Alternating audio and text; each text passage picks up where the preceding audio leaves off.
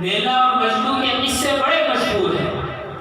لیلا نے کہا مجنو سے کہ اگر میری محبت چاہتا ہے، مجھے چاہتا ہے، تو مجھے اپنے جسم کا گوشت کاٹ کر دے۔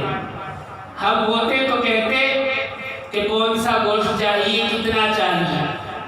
مجنو نے ایک پلیٹ لی اور مختلف جگہ سے، ہاتھ سے، بازو سے اور سینے سے، پیٹ سے، پیٹھ سے، رانوں سے تھوڑا تھوڑا الگ الگ جگہ سے گوشت کاٹا اور پلیٹ میں بھر کر کہا کہ یہ لے جاؤ اور دے دینا، اور کہہ دینا کہ مجھے نہیں پتا تھا کس جگہ کا گوشت چاہیے تھا، میں نے تمام جگہوں سے گوشت کاٹ کر بھیج دیا کہ جس جگہ کی ضرورت ہو اس جگہ کا گوشت دے۔ یہ ہے محبت۔ ہم دعویٰ کرتے ہیں کہ محبت کرتے ہیں، لیکن محبت ہے نہیں۔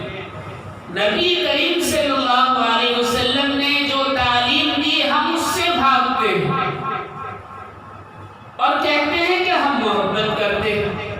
لیلا نے کہا صرف گوشت چاہیے، تو تمام جگہوں سے گوشت کاٹ کر دے دیا کہ جس جگہ کی ضرورت ہے لے لیں۔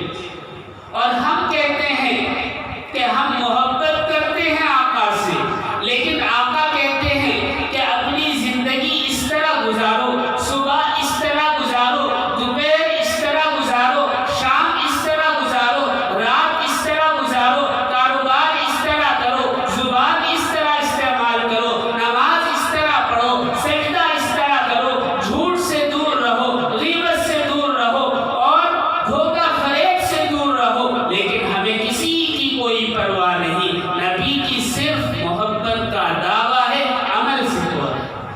ہمیں شرم ہی نہیں ہے، ہم بے شرم بن گئے۔